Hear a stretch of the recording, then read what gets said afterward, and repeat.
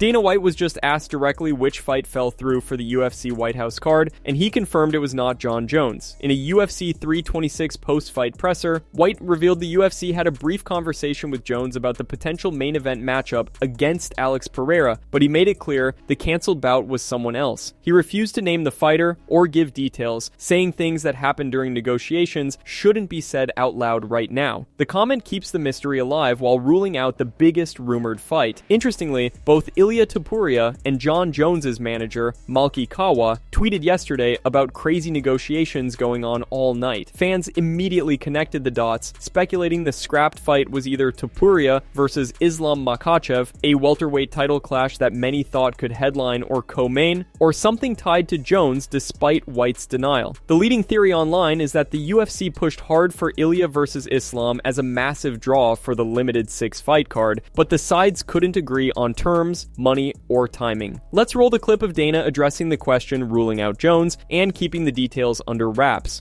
Dana, you talked about you don't want to say what fight fell out, which is fair enough, but there is obviously... Well, there's weird circumstances around it that we probably shouldn't talk about. Okay. There is speculation, of course, that it's Jon Jones. No, right? It's not.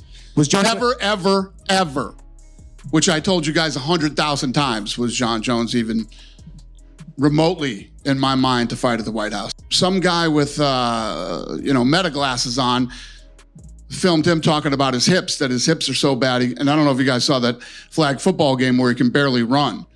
Jon Jones he retired because of his hips. He's got arthritis in his hips. Apparently he's been, doctors say he should have hip replacement. The Jon Jones thing is bullshit. Okay. I'm not saying they weren't talking to Jon Jones and that Jon Jones wasn't interested in the fight. And what was even crazier is Jon Jones came out and was like, I'm in negotiations right now for the White House fight, after I had already sent a text to his lawyer saying, never gonna happen ever.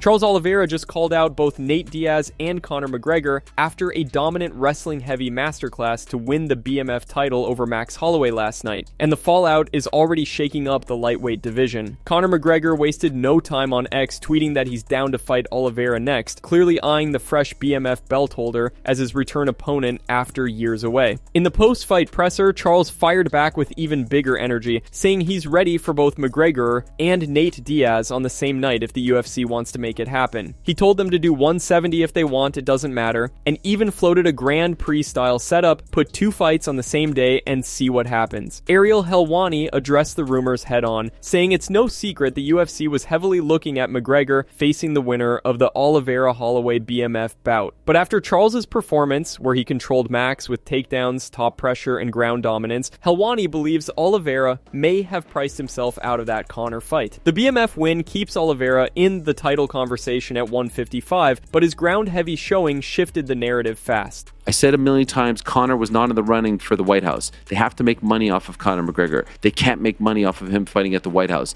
And so what they were looking at was Conor fighting the winner of this fight on July 11th.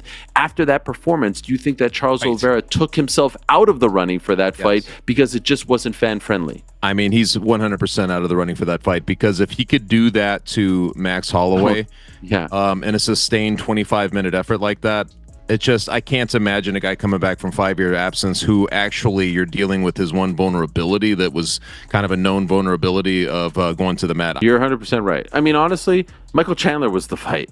Michael Chandler should still be fighting Conor McGregor. They are giving him the White House card, which we'll talk about in a moment, but you're 100% right. I think there'll be way more interest in that. There is one small issue. They have to make a deal with Nate Diaz. They've got to sign him. They've got to get him back.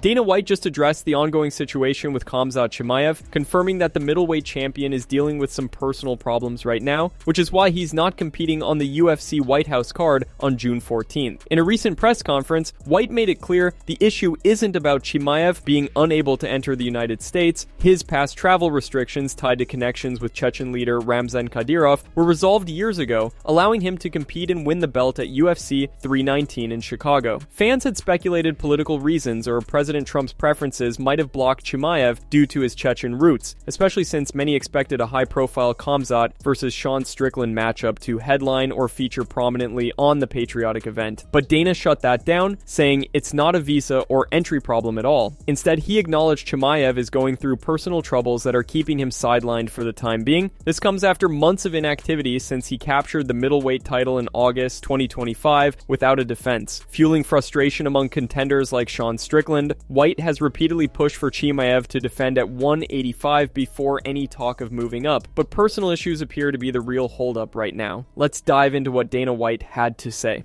That's on him, though. He's got stuff going on in his personal life. That's not because, no, we're not getting him a fight. Obviously, you know how it goes here. I talk about this all the time. We have to get guys 3 fights a year. So if we don't get guys 3 fights a year, we have to pay them.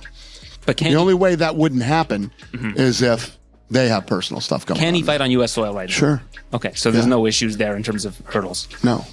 Luke Thomas just shared his take on the UFC White House card, saying he's not impressed overall, despite the main and co-main events being strong. Luke praised the top 2 fights as solid draws, but called the rest of the lineup very forgettable and lacking the high-profile matchups fans expected from such a unique, high-profile event. He felt the UFC could have stacked it with bigger names to match the once-in-a-lifetime setting on the South Lawn for America's 250th anniversary. At the same time, he made it clear he's happy the UFC didn't reward Jon Jones with a high-paying spot on the card. He pointed to Jones's recent chaos, retiring, then unretiring almost immediately, creating uncertainty and frustration for fans and the promotion. Luke sees the decision as the right call, avoiding giving Jones a massive payday and legacy boost after that back-and-forth behavior, especially with his history of reliability issues. The card remains short due to capacity limits, and while the headliners carry weight, many fans and analysts believe the undercard fell short of expectations for such a historic show. Let's roll the clip of Luke Thomas breaking down his mixed feelings on the White House card and why he's glad Jones wasn't rewarded. Would I rather see Islam versus Ilya? Sure.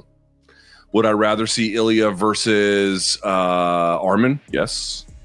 But I don't hate. I mean, given where we are, and given that Gaethje is an interim champion, I don't hate that fight. I actually kind of like that fight. And I got to tell you, I really like the co-main. And I also got to really tell you, the fact that TKO didn't reward John, at least on this card. I mean, who knows if they might have some plan later on down the road. But at least on this card, they didn't reward him. I was very happy to see. Would have been not that awesome to me if he would have just ducked the shit out of everyone and then just gotten on a big card and a big payday. I thought for sure that they were going to do it. I mean, but remember, there were these cryptic tweets from his management yesterday. So who the hell knows what happened there?